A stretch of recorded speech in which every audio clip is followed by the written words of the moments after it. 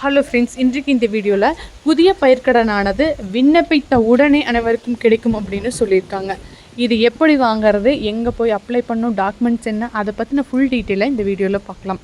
தமிழக அரசு விவசாயிகளின் வாழ்வாதாரத்தை உயர்த்தும் பொருட்டு பல்வேறு நலத்திட்டங்களை வழங்கிட்டு வராங்க. அந்த வகையில் இந்த பயிர்க்கடன் திட்டத்தின் கீழே அனைவருக்குமே பயிர்க்கடன் கொடுக்குறாங்க. இது எதை பேஸ் பண்ணி கொடுப்பாங்கன்னா, உங்கள் லேண்டில் என்ன பயிர் பண்ணியிருக்கீங்க அப்படிங்கிறத பொறுத்து கொடுப்பாங்க. மற்றும் விவசாயம் சார்ந்த மேம்படுத்துதல் மராமத்து பணிகள் செய்கிறவங்களுக்கும் இந்த பயிர்க்கடனை வழங்கிட்டு வராங்க. நீங்கள் பயிர்க்கடன் வாங்கணுன்னா உங்கள் லேண்டில் என்ன பயிர் பண்ணியிருக்கிறீங்கன்னு விஓவிட்ட ஒரு சர்டிஃபிகேட் வாங்கணும். மேம்படுத்தல் பண்ணினா அதுக்கான ஒரு டாக்குமெண்ட் வாங்கிட்டு நீங்கள் போய் கூட்டுறவு வங்கியிலோ அல்லது தொடக்க வேளாண்மை கூட்டுறவு வங்கியிலோ உங்களுக்கு பகுதிக்கு உட்பட்ட ஏரியாக்களில் அப்ளை பண்ணலாம்.